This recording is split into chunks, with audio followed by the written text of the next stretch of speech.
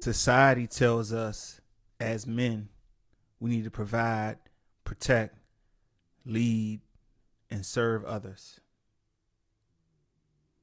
But at the same time, we're told not to cry, not to feel, not to show emotion. Never let them see you sweat. Just man up through everything. But how can we realistically do all of that? Provide, protect, lead, the things we're here to do, if we don't pour into ourselves first. Today, I want to talk about self-care and self-love. Two things I was never taught growing up, and a lot of men I know weren't taught either. Let me paint you a picture. You're in a relationship, you show up, you love hard, you give that relationship your everything, your energy, your loyalty, your heart, your money. And then the person lies or cheats or takes you for granted. So now you're hurt. So you take a step back and you say, man, I'm done with relationships for a while. I'm chilling. I'm focusing on me. And then someone new comes along. Y'all vibing, kicking it. But you start to see the same patterns, the same signs, and you ignore them because you want the situation to work. And then boom, same situation, same wound, same hurt in a different face. And eventually you get to talking about, man, men ain't shit. Women ain't shit. The dating pool got piss in it. I'm cool on that. You start blaming the whole world, not realizing the pattern is following you. Not realizing that the lesson is inside of you.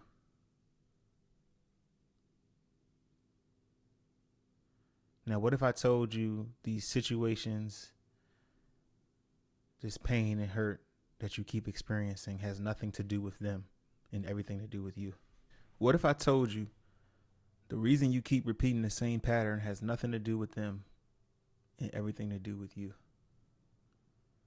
Relationships are mirrors. People reflect the level of self-love you carry within. The way you treat yourself is how you teach others to treat you. What is self-care? Self-care to me is the routines and systems you put in place to make you feel good. The routines and systems you put in place for your life to make your life flow with ease.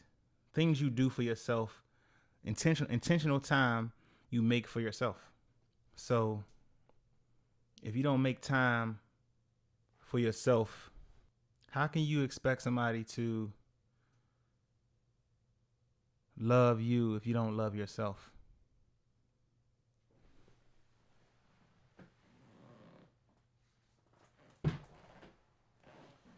I just had this thought. Since we're speaking of self-care, I want to share this. This book by Don Miguel Ruiz called The Mastery of Love is what really was that transitional moment in my life that had me realizing, like, damn, I don't really take care of myself the way I want to be taken care of by my woman, or the way I want to be treated by other people.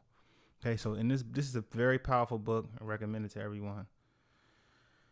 And this is really one of those books that I first read that got me started on my journey.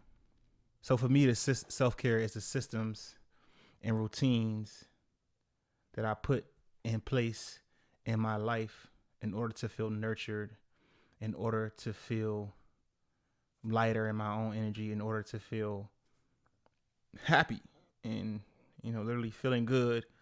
And that's what self-care is to me. The systems in place we put into our life to nurture ourselves or make our life easier. So I'm not talking about going to work, paying your bills, doing things like that to survive, but being intentional in your approach to caring for yourself and nurturing yourself for whatever that looks like for you in your own journey. My self-care routine can change on a daily basis. My self-care routine can change based on where I am in life or what's going on, but what's constant is the routine when I wake up and the routine when I go to sleep. So when I first awaken for the day, I care about myself by starting with a moment of gratitude. I thank God for waking me up before I even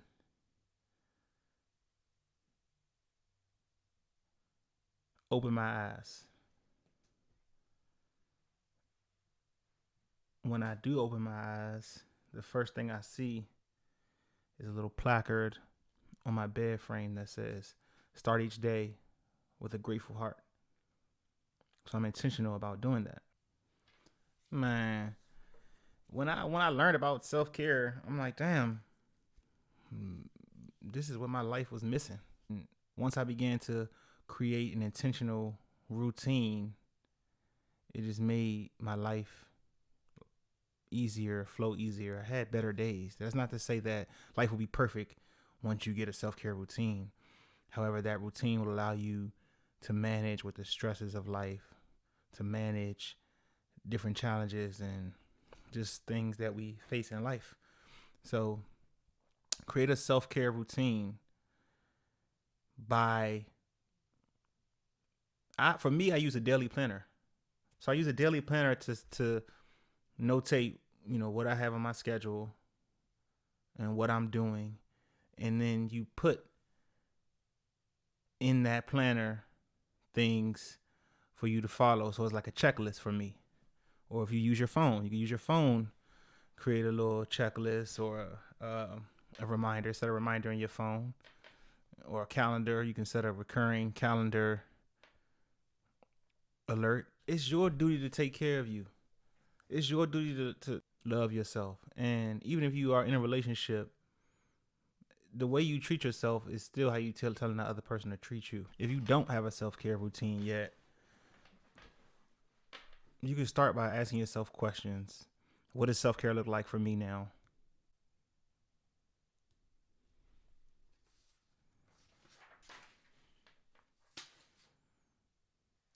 What can I improve in my self-care routine? What ways can I nurture myself physically, mentally, emotionally, and spiritually? So, like I mentioned before, self-care is deeper than just going to the gym or, clipping your nails, bro. You there should be a routine to there should be a routine to managing your energy. How do you manage your energy on a daily basis? Each time you go to an event, to work, to a space, are you mindful of the energy that you're bringing to that space?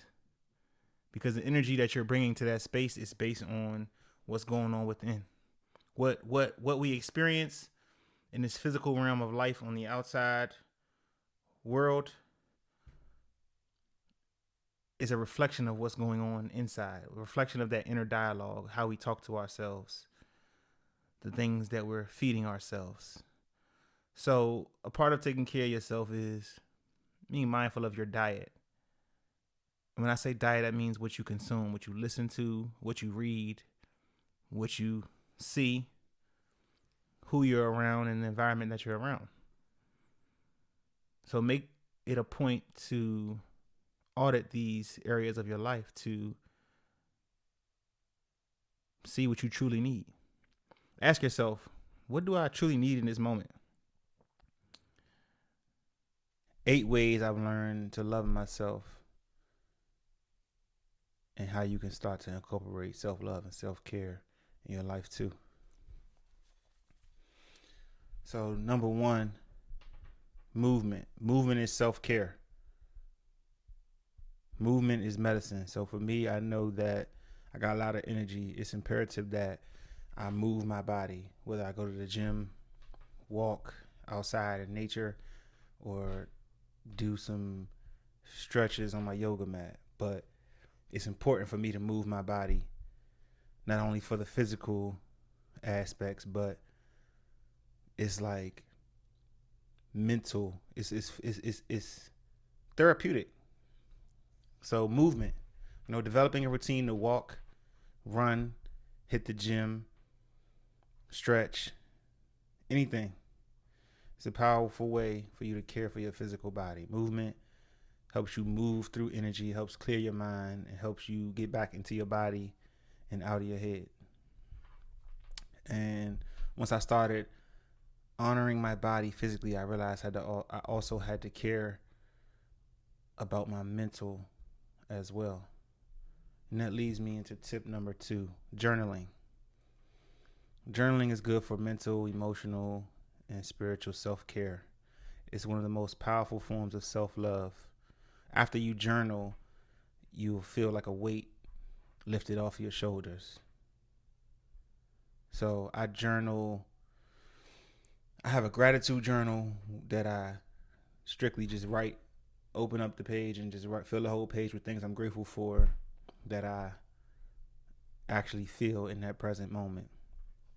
I also have another journal that I just write in it to just like brain dump, get things out of my head, and I also do voice notes as like my journal, or I video journal and like put the camera on and just talk to the camera about how I'm feeling. That's really how I started before getting into actually writing.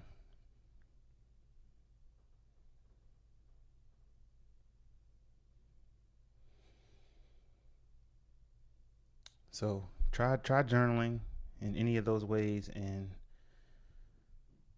see how you feel after. My next tip: intentional rest and recovery. Intentional rest is self-care. Better sleep is self-care. Scheduling days to do nothing is a great way to love yourself and connect with yourself and disconnect from like the noise of the outside world. So in my life, I schedule 1 week in a month to do nothing, just rest. And just like how you charge your phone up, you plug your phone in overnight to recharge, you yourself needs to recharge as well. And getting deep rest is a great way to recharge your body and keep your energy high. And that leads me into tip 4: managing your energy, doing energy balancing practices and energy work is a great way to love yourself. So getting massages, getting some fascia release, stretching, sound healing, all great things to balance your energy. Reiki as well is a great way to balance your energy. And, just like your car needs oil change, or if it's an electric car, it needs to be plugged in to get that charge, so do you. So managing your energy is like a good maintenance. This leads me to another tip that I do to love myself, and that is creating a routine to check in. Ask yourself, how am I feeling? What do I need right now? When is the last time I told myself I love you? Mirror talk. So getting in that mirror, cheering yourself up, affirming yourself, and really giving you the things that you need. It's on you to be your biggest cheerleader, be your biggest fan. It's just a beautiful thing when other people do it, but it's really on you. Another way to check in with yourself is making sure your spirit is fed. So filling your spiritual cup. We're all spiritual beings. So paying homage to that inner being, whether it's a place of worship, praying, meditating, being in community, or being in silence. Simply fill your cup up. Reverence yourself. Connect to that inner being inside of you that got you to where you are today.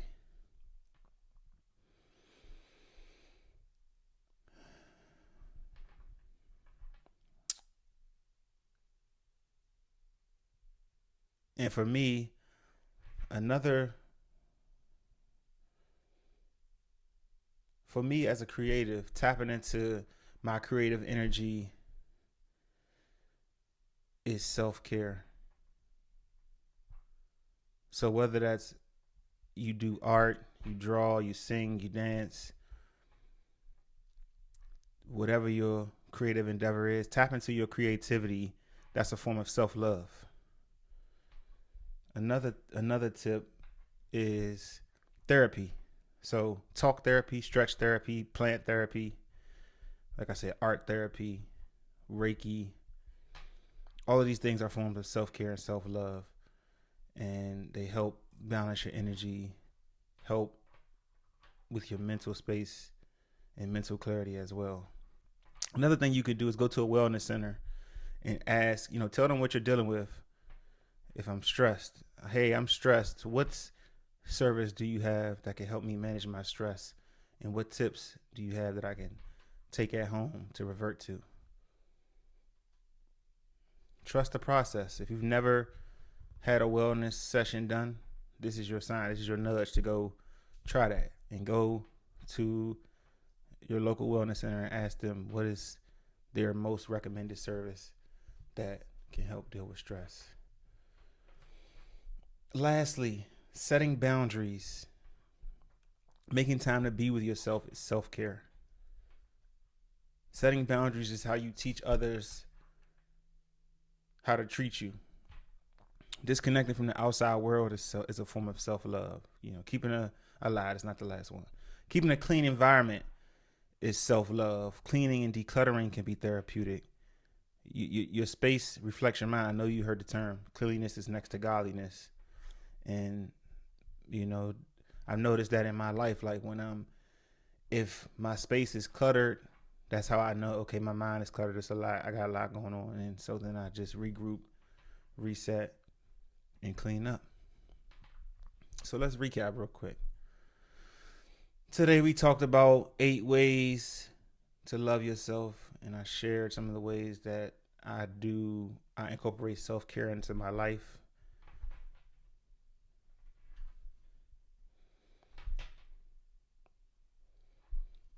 And these are some of the things that I've learned and always return to when necessary. So like we mentioned, movement, journaling, recovery and intentional rest practices, energy maintenance, auditing and checking in with yourself, filling your cup up spiritually, therapy, and setting boundaries in a clean environment. And these are simple ways to pour into yourself so you can lead with love, not ego, and operate from overflow instead of depletion. This is how we'll be able to provide, protect, lead, and serve others while also being in tune with ourselves, our emotions, feeling deeply. And before you go, here are a few questions you ask yourself this week. What have I been eating lately? How do I feel after I've been eating? What have I been consuming lately? Like, what have I been watching? What have I been reading? What have I been listening to lately? What am I doing when I'm at work, when I'm not at work? What am I doing in my free time? What takes up most of my thoughts and my time? What does my ideal day look like? And what areas of my life feel challenging? And how can I take action to overcome the challenge or surrender to the lesson in the situation? And remember, the way you treat yourself is how you teach others to treat you.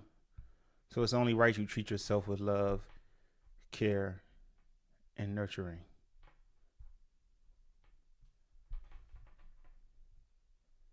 Until next time, this has been Raise Your Frequency.